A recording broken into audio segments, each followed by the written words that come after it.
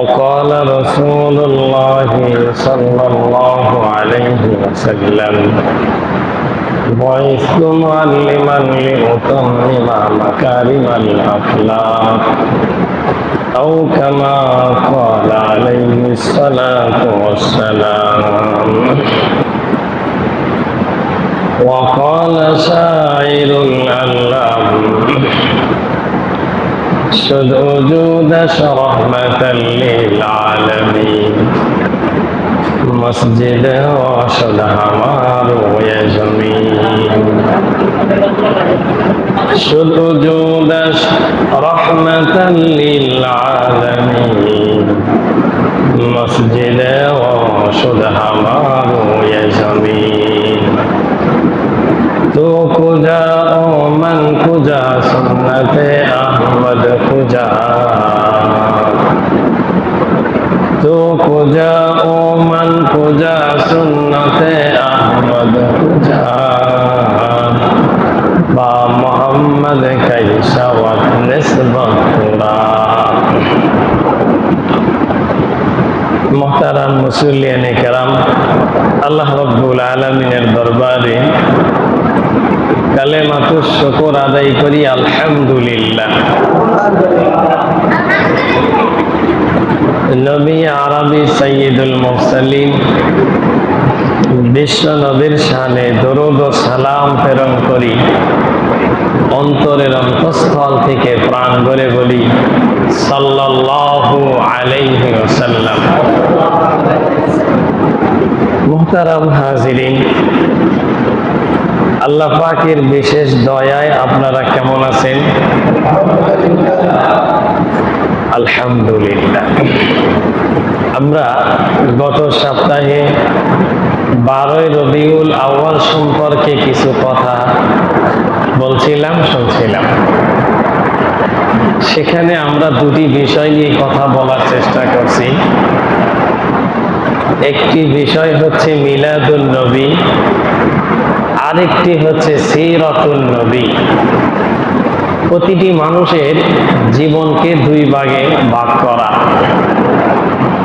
প্রতিটি মানুষের জীবনে মিলাদ আছে, প্রতিটি মানুষের জীবনে সিরাত আছে। মিলাদ হলো জন্ম বৃত্তান্ত, সিরাত হচ্ছে চরিত্র, আখলাক, স্বভাব। আমরা যারা দুনিয়ায় আসছি, জন্ম নিছি না, এই জন্য আমাদের মিলাদ আছে না নাই? সবার মিলাদ আছে। রাসূল করিম সাল্লাল্লাহু আলাইহি ওয়াসাল্লামেরও মিলাদ আছে।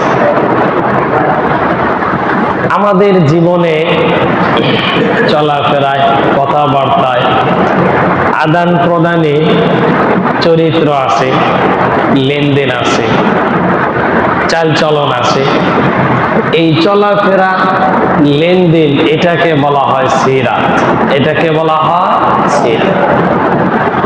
আমাদের জীবনে সিরাতের বিভিন্ন দিক আছে।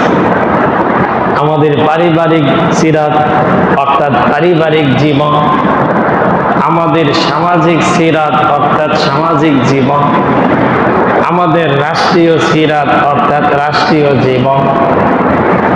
রাসূল করিম সাল্লাল্লাহু আলাইহি ওয়াসাল্লামের পারিবারিক জীবন আছে, সামাজিক জীবন আছে, রাষ্ট্রীয় জীবন আছে। আমাদের সামাজিক জীবন মানুষের সামনে কিছুটা তুলে ধরা যায়।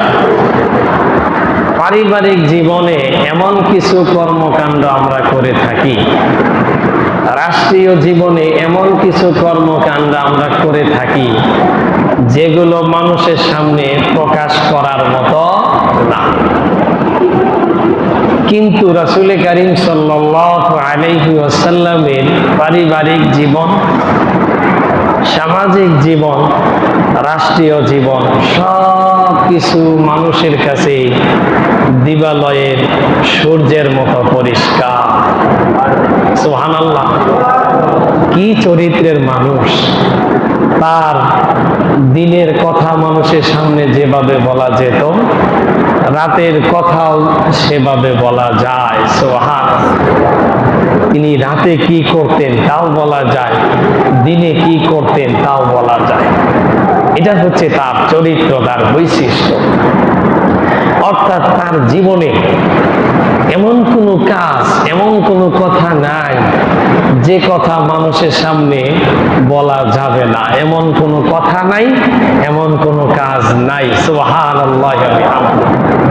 এমন একজন চরিত্রের মানুষ।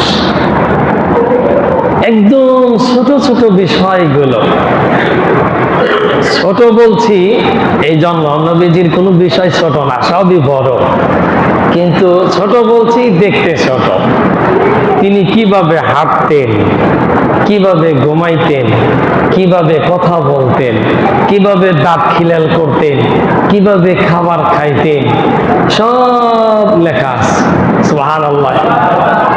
এমন একজন নেতা, তার জন্ম থেকে নিয়ে মৃত্যু পর্যন্ত আমার ক্ষুদ্র জ্ঞানে আমি হিসাব করে দেখছি কমপক্ষে 1,25,000 মানুষ তার জীবনটা গবেষণা করছে এবং খুব পাওয়ারফুল হাজার হাজার ভোল্টের অনুবেক্ষণ এই যন্ত্র, দূরবীন দিয়ে, মাইক্রোস্কোপ এই যন্ত্র দিয়ে খুব গবেষণা করে তার জীবনটা যাচাই বাছাই করা হয়েছে। সুবহানাল্লাহ। তার জীবনে সব যাচাই বাছাই করে লিপিবদ্ধ করা হয়েছে। এটা একটা কিতাবে পাওয়া যায়। কিতাবটার নাম হচ্ছে শামাইলে তিরমিজি। এই কিতাবটা বাংলা আছে, আপনারা পড়ে নিয়ে দেখবেন কত সুন্দর তার জীবন, তার চরিত্র, তার চাল চলন, তার গঠনটা কত সুন্দর ছিল। সবচেয়ে সুন্দর ছিল তার চাল চলন, তার গঠন। আলহামদুলিল্লাহ। তো রাসূল কারীম সাল্লাল্লাহু আলাইহি ওয়াসাল্লামের এই চরিত্র এবং সবিস্তারে লেখা যে কিতাব, এই কিতাবটার নাম হচ্ছে শামাইলে তিরমিজি। শামাইলে তিরমিজি বলেন সবাই, শামাইলে। কোন কোন মুহাদ্দিসিনে কেরাম বলছেন যে ব্যক্তির ঘরে এই শামাইলে তিরমিজি আছে, কেমন যেন ওই ব্যক্তির ঘরে স্বয়ং নবীজি অবস্থান করতেছেন। সুবহানাল্লাহ। কি সুন্দর কিতাব। এই কিতাব যারা পড়ে, অধিকাংশ মানুষ, অনেক মানুষ এই কিতাবটা পড়াকালীন সময়ে রাসূল কারীম সাল্লাল্লাহু আলাইহি ওয়াসাল্লামকে স্বপ্নে দেখতে পায়। সুবহানাল্লাহ বলবেন না? রাসূল কারীম সাল্লাল্লাহু আলাইহি সাল্লাম বলেন, আমাকে স্বপ্নে দেখা আর বাস্তবে দেখা সমান কথা। সুবহানাল্লাহ। যে ব্যক্তি আমাকে একবার স্বপ্ন দেখলো তার জন্য জাহান্নামের আগুন হারাম। সুবহানাল্লাহর পাওয়ার নাই, আরো জোরে বলতে হবে সুবহানাল্লাহ। এই জন্য শামাইলে তিরমিজি কিনবেন, পড়বেন। ঘরে তো কত প্রকারের বই আছে, কত প্রকারের বই, উপন্যাস, আরো কত প্রকারের বীজগণিত, পাটিগণিত, আরো কত প্রকারের বই আছে, বৈজ্ঞানিক, এ সমস্ত বই আছে। লাখ লাখ টাকার, হাজার হাজার টাকার বই আছে। ওইগুলো বইয়ের চেয়ে কোটি কোটি টাকা দামের একটা বই শামাইলে তিরমিজি। এই বই খুবই ছোট, বেশি বড় না, মনে হয় সম্ভবত 500 পৃষ্ঠার হবে, 2 খণ্ড মিলে। এই বইটা আপনারা পড়বেন। আল্লাহ পাক পড়ার তৌফিক দান করেন, বোঝার তৌফিক দান করেন। আল্লাহুম্মা আমিন। আমরা গত সপ্তাহে রাসূল কারীম সাল্লাল্লাহু আলাইহি সাল্লামের প্রথম অধ্যায় মিলাদ, মিলাদুন নবী নিয়ে কিছু কথা বলতেছিলাম। আজকে সংক্ষিপ্ত আকারে একটা জিনিস বুঝে নিতে হবে, সেটা হচ্ছে মিলাদ এটা জানার জিনিস, বোঝার জিনিস, পালন করার নয়। মিলাদ জানার জিনিস, বোঝার জিনিস, পালন করার নয়। বলেন, ভয় পেতেছেন? কোনো ভয় নাই। মিলাদ জানার জিনিস, বোঝার জিনিস, পালন করার নয়। এবং পালন কেউ করতে চাইলে করতে পারবেও না। কথাটা কি বুঝাইতে পারছি? মিলাদ কেউ যদি পালন করতে চায় সে পালন করতে পারবে না। মিলাদ প্রথমেই বলছি যে মিলাদ বলা হয় নবীজির জন্ম বৃত্তান্ত। নবীজি কিভাবে জন্ম হয়েছেন, কিভাবে আসছেন, এই বিষয় নিয়ে কথা বলা, এটাকে বলা হয় মিলাদ। আম্মা জান আমিনা তিনি বলেন নবীজি সাল্লাল্লাহু আলাইহি সাল্লাম জন্ম নিয়েছেন খতনা অবস্থায়। আমাদের দেশে বাচ্চাদেরকে 4 বছর 5 বছর 6 বছর বয়সে আমরা মুসলমানি দিই, সুন্নতি খতনা দিই। নবীজি জন্মই নিয়েছেন খতনা অবস্থায়। আমরা যদি এই মিলাদ পালন করতে চাই পারবো? জন্মের সময় খতনা হয়ে জন্ম নিতে পারবো? নিছি কি? তাহলে আমরা মিলাদ পালন করতে পারছি কি? বলেন, পারি নাই। আমেনা বলছেন নবীজি জন্ম নিয়েছেন নারী কাটা অবস্থায়। আমরা জন্ম নেওয়ার পরে নারী কাটতে হয় কি হয় না? হয়েছে কি হয় নাই? আমাদের নারী কাটতে হয়েছে। নবীজির নারী কাটার প্রয়োজন হয় নাই, তিনি নারী কাটা অবস্থায় জন্ম নিয়েছেন। সুবহানাল্লাহ। তিনি আরো বলছেন নবীজি দুনিয়ায় এসেই সর্বপ্রথম একটা শব্দ উচ্চারণ করছে, সেই শব্দটা হচ্ছে আলহামদুলিল্লাহি রাব্বিল আলামিন। সুবহানাল্লাহ। নবীজি বলছেন প্রতিটি মানুষের জন্য একজন করে শয়তান বাজেট করা আছে, প্রতিটি শিশুর জন্য। শিশু যখনই জন্ম নেয় সঙ্গে সঙ্গে ওই শয়তান খোঁচা মারে। খোঁচা মারলেই বাচ্চাটা কেঁদে ওঠে, কান্না করে। সাহাবায়ে কিরাম জিজ্ঞাসা করছে, ইয়া রাসূলুল্লাহ, আপনার জন্যও কি কোনো শয়তান বাজেট করা আছে?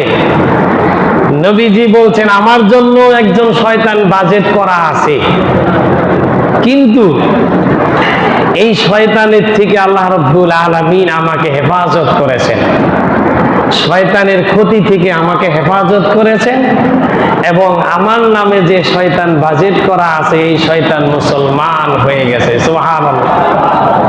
এই জন্য শয়তান আমাকে কোনো ক্ষতি করতে পারে নাই। তাই রাসূল কারীম সাল্লাল্লাহু আলাইহি ওয়াসাল্লামকে জন্মের পরে শয়তান খোঁচা মারতে পারে নাই। এই জন্য তিনি কান্না না করে তিনি আলহামদুলিল্লাহ বলছেন। আর আমরা জন্মের পরে আলহামদুলিল্লাহ বলছি না কান্না করছি? এবার বলেন, মিলাদ পালন করা সম্ভব না অসম্ভব? আপনারা কথা হয়তো বুঝতেছেন না। পালন করা সম্ভব না অসম্ভব? অসম্ভব। নবীজি যার দুধ পান করেছেন তাকে বলা হয় হালিমাতুস সাদিয়া। ঘটনাগুলো অনেক লম্বা লম্বা, আমি খুব সংক্ষিপ্ত আকারে বলতেছি। আজকে যেহেতু সিরাত সম্পর্কে কথা বলবো, এই জন্য মিলাদ সম্পর্কে একটু টাচ দিতেছি। হালিমাতুস সাদিয়া বলেন, আমি নবীজিকে 2 বছর দুধ পান করাইছি। কয় বছর? 2 বছরের মধ্যে নবীজি একদিনও 2 স্তনের দুধ পান করে নাই। সুবহানাল্লাহ। এবার বলেন, যে মহিলার বুকে দুধ আছে অবশ্যই সে মহিলার বাচ্চা প্রসব হয়েছে বিদায় তার বুকে দুধ আছে। নবীজি যে মহিলার দুধ পান করতে গেছে হালিমাতুস সাদিয়া, হালিমাতুস সাদিয়ার তো নবীজি হলো দুধ বেটা, দুধ ছেলে, তার আপন ছেলে আছে না? এখন নবীজি তিনি তো ছোটবেলা থেকেই ইনসাফগার, তিনি তো ন্যায় নিষ্ঠবান একজন বাদশা, তিনি তো কারো প্রতি জুলুম করতে পারেন না। তিনি যদি 2 স্তনের দুধ পান করেন তাহলে তার দুধ ভাই কি খাবে? এই জন্য তিনি শুধু 1 স্তন থেকে দুধ পান করছেন। 2 বছরে একবারও 2 স্তন থেকে দুধ পান করেন নাই। সুবহানাল্লাহ। এটা হচ্ছে আমার নবীর মিলাদ, এটা হচ্ছে আমার নবীর চরিত্র, তার ইনসাফ। রাসূল কারীম সাল্লাল্লাহু আলাইহি ওয়াসাল্লামের ব্যাপারে হালিমাতুস সাদিয়া বলছেন যে আমি এই 2 বছরে একবারও তাকে কোনোদিন উলঙ্গ দেখতে পাই নাই। সুবহানাল্লাহ। যখনই হাঁটুর উপরে কাপড় উঠে আসতো তখনই তিনি কান্না করতেন। আমি বুঝতাম মুহাম্মদুর রাসূলুল্লাহ ক্ষুধার কারণে কান্না করে না, ওনার হাঁটুর উপরে কাপড় উঠে গেছে এই জন্য কান্না করে। হাঁটুর উপর থেকে কাপড় নামাইয়া দিলেই আবার কান্না বন্ধ হয়ে যেত। সুবহানাল্লাহ। এটা হচ্ছে আমার নবীর মিলা, এটা হচ্ছে আমার নবীর বৈশিষ্ট্য। হালিমাতু সাদিয়ার আপন ছেলে, রাসূল করিম সাল্লাল্লাহু আলাইহি ওয়াসাল্লামের দুধ ভাই, দুইজনে গেছেন ছাগল চড়াইতে। তখন 4 বছর বয়স। 4 বছর বয়সে তার দুধ ভাই দেখতে পাইলেন যে দুইজন মানুষ, দুইজন ফেরেশতা মানুষের রূপ ধরে এসেছে। তাদের হাতে একটা স্বর্ণের প্লেট এবং একটা ধারালো চাকু এবং কিছু পানি জমজমের, এই 3 প্রকারের জিনিস নিয়ে তারা উপস্থিত হয়েছে। তিনি ছাগল চড়াইতেছিলেন, নবীজি যেখানে বসা, এই দুইজন মানুষ এসে নবীজিকে শোয়াইলেন, শোয়াইয়া বুকটা ফাড়লেন। এরপরে কলব বের করলেন বাম পাশে, আপনারা দেখবেন ধাপ পারে লাভ পারে, এটার নাম হচ্ছে কলব।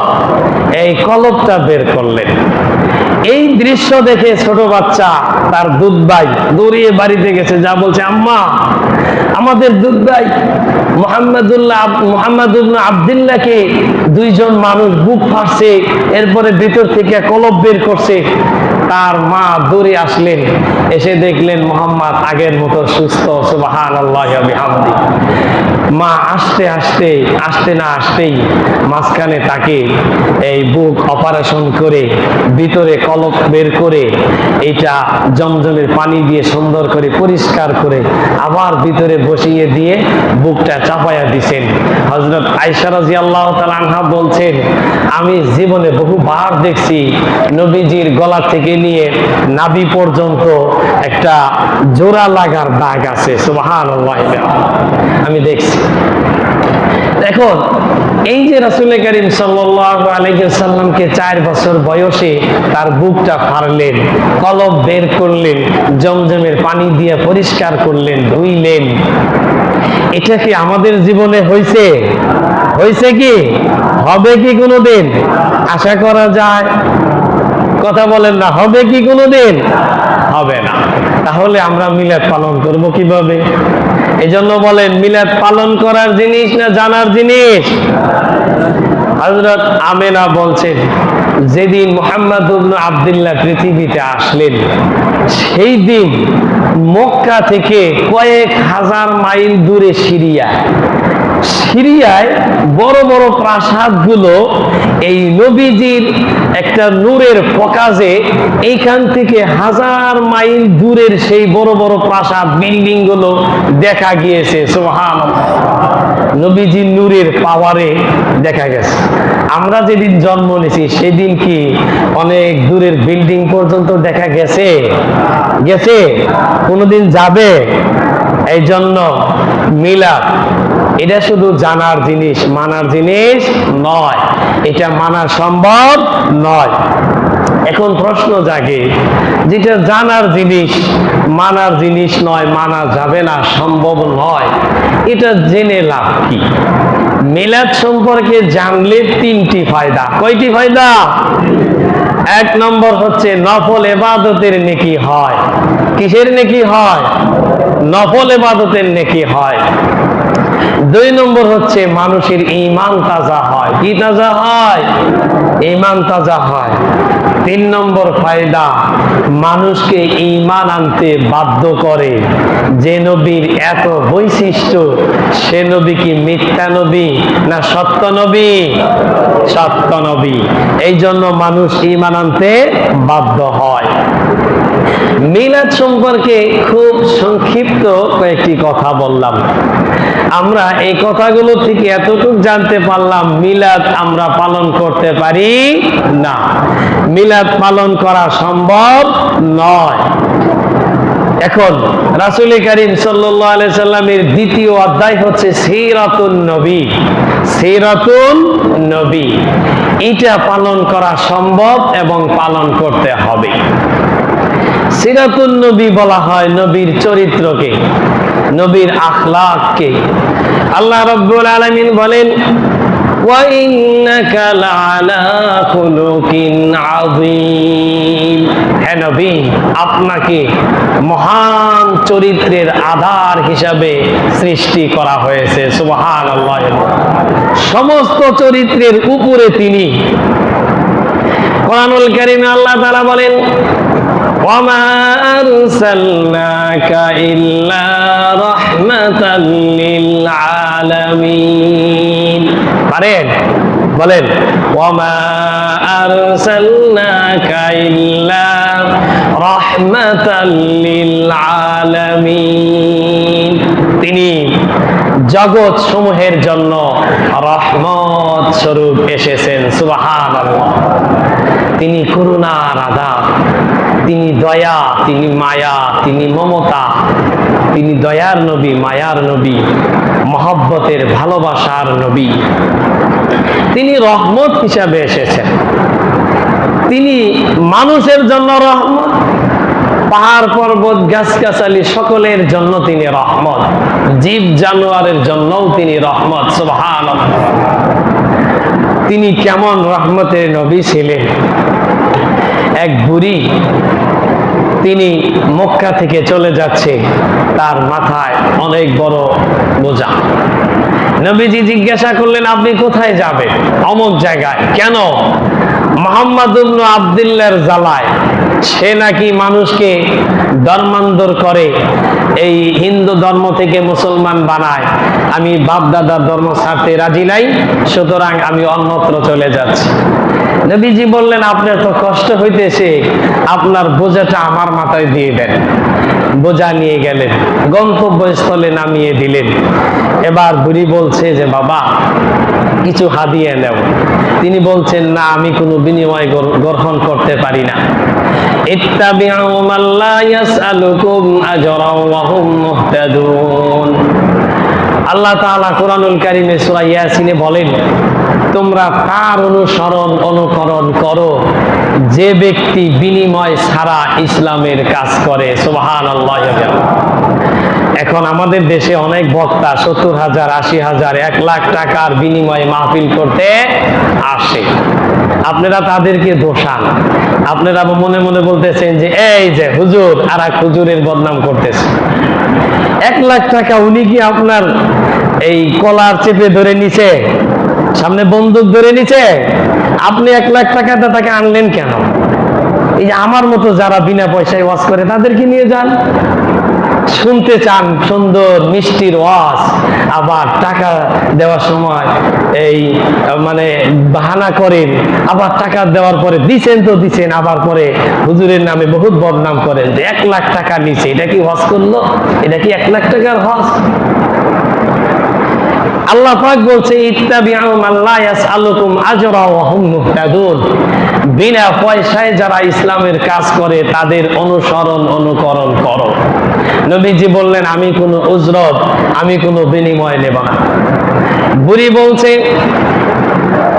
দুনিয়ায় বিনা পয়সায় কাজ করে এটা চোখে দেখা তো দূরের কথা, কোনোদিন গল্পেও তো শুনি নাই। এবার বুড়ি জিজ্ঞাসা করছে, বাবা তোমার এত সুন্দর ব্যবহার, তোমার কথাগুলো এত ভালো লাগে, তোমার পরিচয় কি? নবীজি বললেন, আপনি যে মুহাম্মদ ইবনে আব্দুল্লাহর ভয়ে রাষ্ট্র ছেড়ে চলে যাচ্ছেন, আমি তো সেই মুহাম্মাদুর রাসূলুল্লাহ সাল্লাল্লাহু আলাইহি ওয়াসাল্লাম। এবার বুড়ি বলছেন, কুরাইশ বংশের কাফেররা আমাকে মিথ্যা কথা বলছে তোমার ব্যাপারে, আমাকে ধোঁকা দিয়েছে। তুমি নিঃসন্দেহে আল্লাহ পাকের রাসূল, আমাকে মধুর কালেমা পড়ায়া দাও, লা ইলাহা ইল্লাল্লাহু মুহাম্মাদুর রাসূলুল্লাহ সাল্লাল্লাহু আলাইহি ওয়াসাল্লাম। নবীর ব্যবহার। হযরত আনাস রাদিয়াল্লাহু তাআলা আনহু নাম শুনছেন? শুনেন নাই? আনাস রাদিয়াল্লাহু তাআলা আনহুর ৮ বছর বয়স। কয় বছর? তার মা এনে নবীজির কাছে হাদিয়া দিলেন। বলছে যে, আমার আনাস ছোট মানুষ, আপনি কিছু লেখাপড়া শিখাইয়েন আর আপনার কিছু কাজ করাইন, কিছু কাজও শিখাইন। হযরত আনাস বছর থেকে 18 বছর বয়স পর্যন্ত নবীজির কাছে থাকছেন। কয় বছর? 18 বছর, 10 বছর, 18 বছর বয়স পর্যন্ত নবীজির কাছে থাকছেন, অর্থাৎ এক টানা 10 বছর।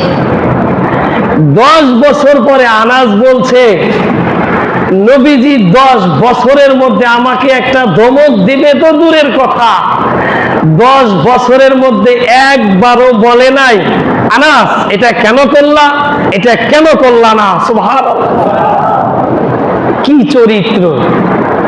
10 বছরের মধ্যে আনাসের কি কোনো ভুল হয় নাই? 8 বছরের বাচ্চা, 8 বছরের বাচ্চার কি কোনো ভুল হয় নাই? কিন্তু নবীজি একবারও বলেন নাই যে কেন করলা, কেন করলা না। কি চরিত্রের মানুষ ছিলেন। হযরত যায়েদ বিন হারেসা খুব সম্ভ্রান্ত পরিবারের একজন মানুষ ছিলেন, ধনী মানুষ। মানুষ খুব ষড়যন্ত্র করে, কিডন্যাপ করে যায়েদ বিন হারেসাকে বিক্রি করে দিয়েছিলেন খাদিজাতুল কুবরার কাছে। খাদিজাতুল কুবরা তাকে গোলাম হিসেবে কিনে নেওয়ার কিছুদিন পর নবীজিকে গোলাম হিসেবে হাদিয়ে দিলেন। জায়েদের বাবা, দাদা, চাচা এরা সেই শাম দেশ থেকে খবর পাইল যে জায়েদ নাকি মক্কায় থাকে, যে মনিবের কাছে থাকে তার নাম মুহাম্মদ, বাবার নাম আব্দুল্লাহ। নবী তখনও নবী হন নাই। এই নবীর খবর পেয়ে, এই ব্যক্তির খবর পেয়ে তারা আসলেন, এসে বললেন যে মুহাম্মদ, তোমার কাছে যে ছেলেটা থাকে তার নাম জায়েদ, বাবার নাম হারেসা, ও আমার ছেলে লাগে। নবীজি বললেন তোমরা কি চাও? জায়েদ বললেন যে হুজুর, হযরত আমার এই ছেলেটা আপনি ফিরে দিবেন। যে পরিমাণ টাকা দিয়ে জায়েদকে আপনি কিনছেন তার চেয়ে 1000 গুণে বেশি দিন। এক পাল্লায় জায়েদকে উঠাবেন, আর এক পাল্লায় স্বর্ণ মুদ্রা উঠাবেন। জায়েদের বরাবর স্বর্ণ মুদ্রা দিমু, তাও আপনি জায়েদকে ফিরে দেন। নবী করিম সাল্লাল্লাহু আলাইহি ওয়াসাল্লাম বললেন, জায়েদ যদি যেতে চায় আমাকে 1 পয়সাও দিতে হবে না। সুবহানাল্লাহ, তোমরা জায়েদকে নিয়ে যাও। জায়েদকে ডাকা হলো, জায়েদ এই লোকটারে চেনো? জায়েদ বললেন, ইয়া রাসূলুল্লাহ, ইনি তো আমার বাবা। এই লোকটারে চেনো? ইনি আমার চাচা। এই লোকটারে চেনো? উনি আমার দাদা। এবার বাবা প্রস্তাব দিল, জায়েদ তুমি আমাদের সাথে চলো, তুমি একমাত্র সন্তান, আমরা খুব ধনী মানুষ তুমি জানো, তোমাকে গোলাম হিসেবে ব্যবহার করে তোমার বিনিময়ে টাকা দিয়ে তোমাকে নিয়ে যাব এবং তোমার যাবতীয় সম্পদ তোমার নামে লিখে দেব। হযরত যায়েদ বিন হারেসা বলছে, শুধু আমার বাবার সম্পদ নয়, সারা পৃথিবীর সমস্ত সম্পদ যদি আমার বাম হাতে দেওয়া হয়, আমি সমস্ত সম্পদকে উপেক্ষা করে আমার নবীজি মুহাম্মদ ইবনে আব্দুল্লাহর দরবারেই পড়ে থাকাকে বেশি পছন্দ করি। আমি এখানেই থাকবো, গোলাম হিসাবে থাকবো, তাও আমি এখান থেকে যেতে চাই না। কি ব্যবহার তার ছিল! আপনিও তো মালিক, আপনিও তো অফিসার, আপনার আন্ডারে তো কেউ চাকরি করতে চায় না। কেন চায়? আপনি কি এর অফিসার? আপনিও তো একজন বড় লিডার। যখন একজন চাকরি চেঞ্জ হয়, বলে কোন ডিপার্টমেন্টে, অমুক ডিপার্টমেন্টে, আহা, শেষ পর্যন্ত ওই স্যারের কাছে আমার চাকরি করতে হবে। মানে মনে এতটাই ব্যথা, এতটাই দুঃখ, ওই স্যারের আন্ডারে সে চাকরি করতে রাজি না। আপনার কি ব্যবহার! গোলাম হিসেবে থাকতে রাজি, বাড়ির যেতে রাজি না। এটা হচ্ছে নবীর চরিত্র। এই জন্য নবীর চরিত্র সম্পর্কে আর কি বলবো। তিনি জগৎ সমূহের জন্য রহমত, তিনি জীব জানোয়ারের জন্য রহমত। নবীজি চলতেছেন, হাঁটতেছেন, হঠাৎ একটা ঘোড়া নবীজির সামনে এসে থমকে দাঁড়িয়ে গেল। চোখ দিয়ে ঝরঝর করে পানি পড়তেছে। নবীজি ঘোড়ার মালিককে তল্লাশি করে এনে বলল, মালিক, এই ঘোড়া চোখের পানি দিয়ে আমার কাছে রিপোর্ট করছে, আমার কাছে মামলা দায়ের করছে, তুমি এই ঘোড়া দিয়ে কাজ নেও ঠিক মতো, কিন্তু সময় মতো পরিমাণ মতো খেতে দাও না। আমার কাছে যেমন রিপোর্ট করছে, কিয়ামতে তোমার বিরুদ্ধে আল্লাহর দরবারে রিপোর্ট করবে। সুতরাং জীব জানোয়ারের সাথেও ভালো ব্যবহার করো। তিনি তো জীব জানোয়ারের জন্য রহমত, সুবহানাল্লাহ। তিনি গাছগাছালির জন্য রহমত। তিনি বলছেন, তোমরা বিনা প্রয়োজনে একটা গাছের পাতা পর্যন্ত ছিঁড়বা না। তিনি রহমতের নবী, তিনি করুণার নবী। এটা হচ্ছে তার চরিত্র। যেদিন সর্বপ্রথম তিনি নবী হলেন, হেরা গুহায় থেকে কাঁপতে কাঁপতে আসছে, শরীরে জ্বর বইতেছে। কোরআনুল কারীমে আল্লাহ তাআলা বলছেন কওলান সাকিলা। কোরআনুল কারীমের এই আয়াতগুলো খুবই ভারী। আরাফার ময়দানে নবীজির ইন্তেকালের 81 দিন আগে একটা আয়াত নাজিল হয়েছে, আল ইয়াউমা আকমালতু লাকুম দীনাকুম ওয়া আতমামতু আলাইকুম নি'মাতি ওয়া রাদিতু লাকুমুল ইসলাম দীনা। হযরত ইবনে আব্বাস রাদিয়াল্লাহু তাআলা আনহু বলেন, যেদিন এই আয়াতটা নাজিল হলো, আমি দেখলাম নবীজি ঘোড়ার উপরে বসা। এই আয়াতটা নাজিল হওয়া শুরু হলো, আস্তে আস্তে ঘোড়াটা জমিনে বসে পড়লো, দাঁড়িয়ে থাকতে পারলো না। কোরআনুল কারীমের আয়াতের কি ওজন! তো নবীর কাছে আয়াত নাজিল হয়েছে, ওহী নাজিল হয়েছে, নবীর শরীরে জ্বর এসে গেছে, কাঁপতে কাঁপতে বাড়িতে গেছেন। বুখারী শরীফের 1 নম্বর হাদিস, যা বলছে জাম্মিলুনি জাম্মিলুনি, আমাকে কম্বল দাও। হযরত খাদিজা কম্বল জড়িয়ে দিচ্ছেন আর বলছেন, হে নবী, আপনি সত্য নবী, কোন জিন ভূত আপনার কোনো ক্ষতি করতে পারে না। আপনি বেদবাকে আশ্রয় দেন, অন্নহীনকে অন্ন দেন, বস্ত্রহীনকে বস্ত্র দেন। আপনার চরিত্র পুত পবিত্র, সুতরাং আপনার কেউ ক্ষতি করতে পারবে না। স্ত্রী তার চরিত্রের সার্টিফিকেট দিয়েছেন, সুবহানাল্লাহ। এই যে আপনারা এত হাজার হাজার মুরিদ বানাইতেছেন, পীর সাহেব যারা, যে সমস্ত পীরেরা মুরিদ বানায়, পীর সাহেবকে একটু জিজ্ঞাসা করে যে আপনার বউ আপনার কাছে মুরিদ হয়েছে কিনা। কারণ পীর সম্পর্কে মুরিদেরা যা জানে এর চেয়ে শতগুণ বেশি জানে কে? বলেন। বউ যদি মুরিদ হয় তাহলে বোঝা যাবে এটা খাঁটি পীর। বউ যদি মুরিদ না হয়ে থাকে তাহলে বুঝে নিতে হবে এটা কি পীর? ভণ্ড পীর। এই জন্য নবীর চরিত্রের সার্টিফিকেট দিয়েছেন স্ত্রী। আল্লাহ পাক বলছেন, ইন্নাকা লাআলা খুলুকিন আযীম, মহান চরিত্রের অধিকারী নবী, তিনি মহান চরিত্রের মানুষ। এই জন্য আমাদের চরিত্র সংরক্ষণ করতে হবে, হেফাজত করতে হবে। আল্লাহ পাক আমাদেরকে চরিত্র ভালো বানানোর তৌফিক দান করেন, আল্লাহুম্মা আমিন। আল্লাহ রাব্বুল আলামিন কোরআনুল কারীমে বলেন, লাকাদ কানা লাকুম ফি রাসূলিল্লাহি উসওয়াতুন হাসানাহ। নবীজির মধ্যে সকল প্রকারের আদর্শ রয়েছে। সমাজ কিভাবে চালাতে হবে এই আদর্শ নবীর মধ্যে আছে না নাই? রাষ্ট্র কিভাবে চালাতে হবে আদর্শ আছে না নাই? পরিবার কিভাবে চালাতে হবে আদর্শ আছে না নাই? নবীজি সাল্লাল্লাহু আলাইহি ওয়াসাল্লাম তিনি রাষ্ট্র কিভাবে চালাতে হবে আদর্শ দিয়ে গেছেন, পরিবার কিভাবে চালাতে হবে আদর্শ দিয়ে গেছেন, সমাজ কিভাবে চালাতে হবে আদর্শ দিয়ে গেছেন, স্ত্রীর সাথে কি ব্যবহার করতে হবে সে আদর্শ দিয়ে গেছেন, নানা হিসাবে নাতির সাথে কি ব্যবহার করতে হবে সে আদর্শ দিয়ে গেছেন, দাদা হিসাবে নাতির সাথে কি ব্যবহার করতে হবে সে আদর্শ দিয়ে গেছেন, মনিব হিসাবে গোলামের সাথে কি ব্যবহার করতে হবে সে আদর্শ দিয়ে গেছেন, মালিক হিসাবে শ্রমিকের সাথে কি ব্যবহার করতে হবে সে আদর্শ দিয়ে গেছেন।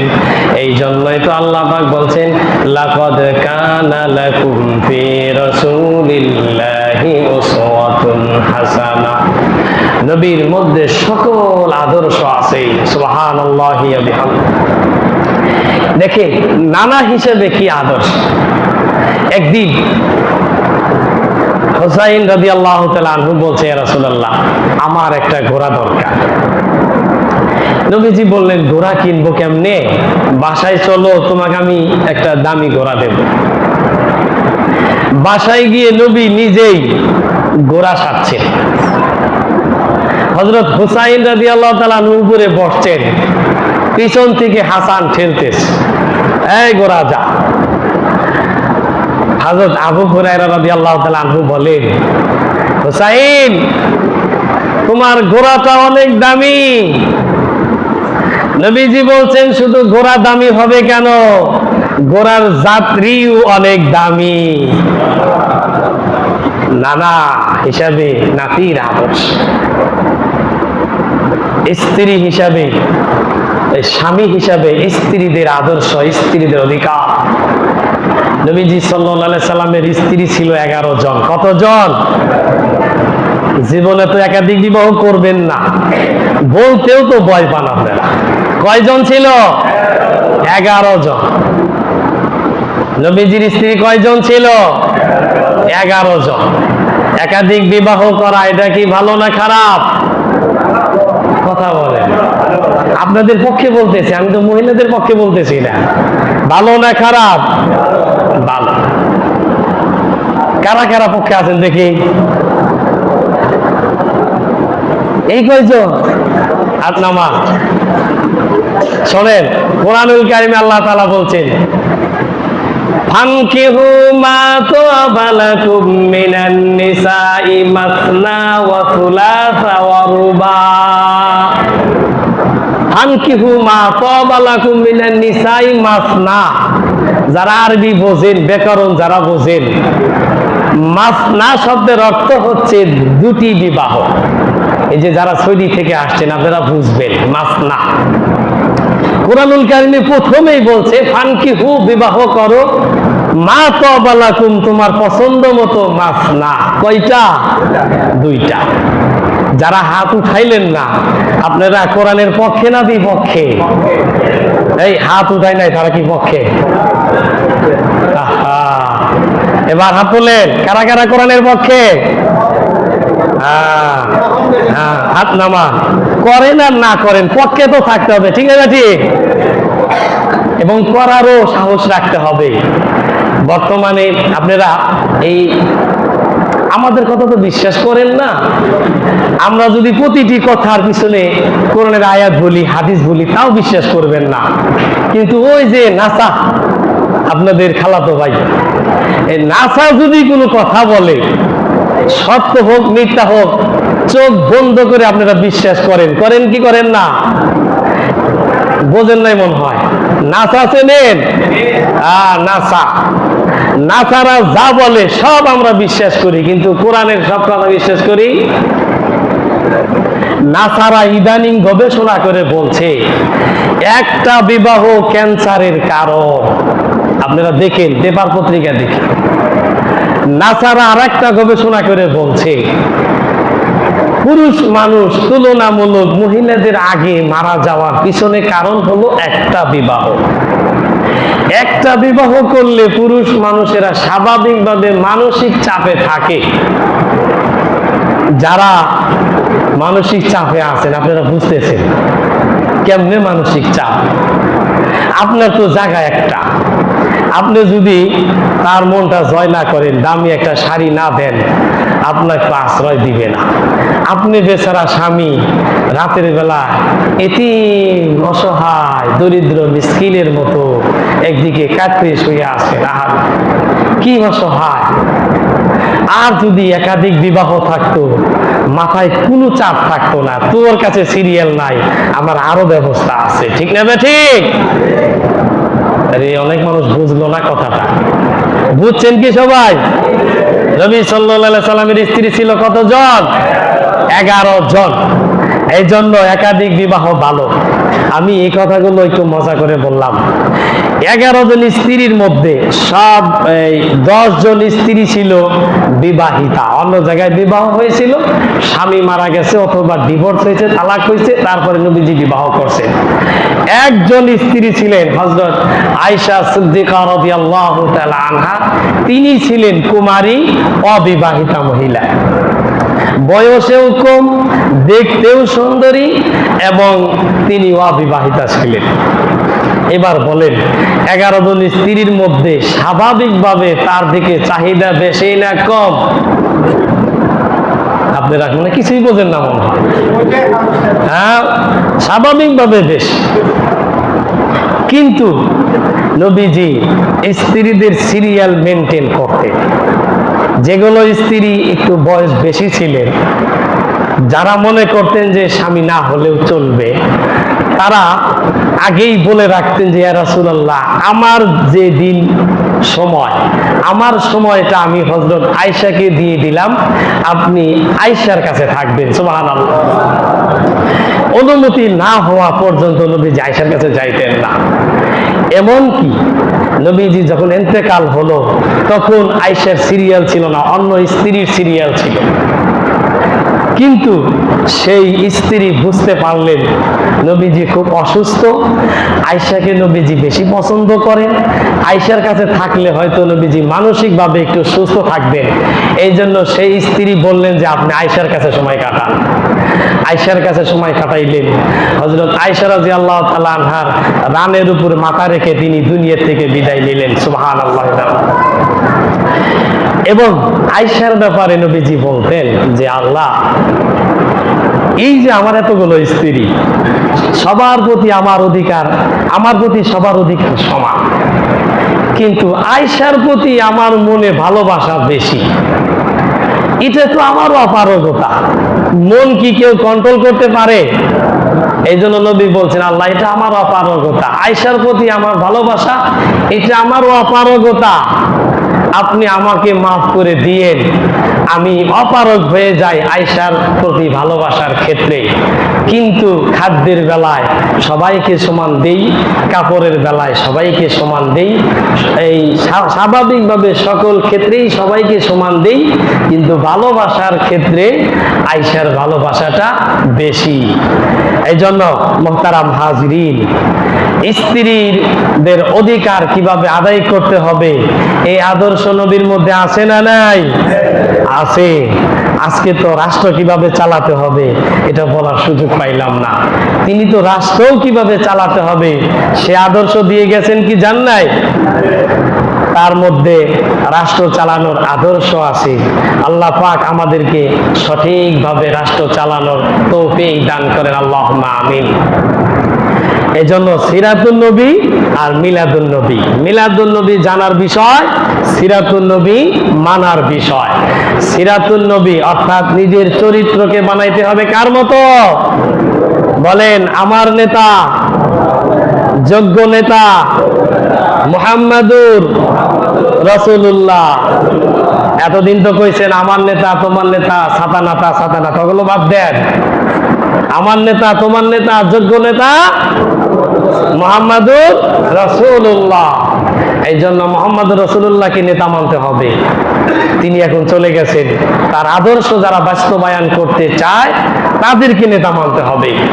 ইয়া আইয়ুহাল্লাযীনা আমানু আতিউল্লাহ ওয়া আতিউর রাসূল ওয়া উলিল আমরি মিনকুম। নবীর উলুল আমর যারা, তাদেরকে নেতা মানতে হবে। আল্লাহ পাক আমাদেরকে ইসলামী নেতা মানার তৌফিক দান করেন, আল্লাহুম্মা আমিন। ওয়া আখিরু দাওয়ানা আলহামদুলিল্লাহি রাব্বিল আলামিন।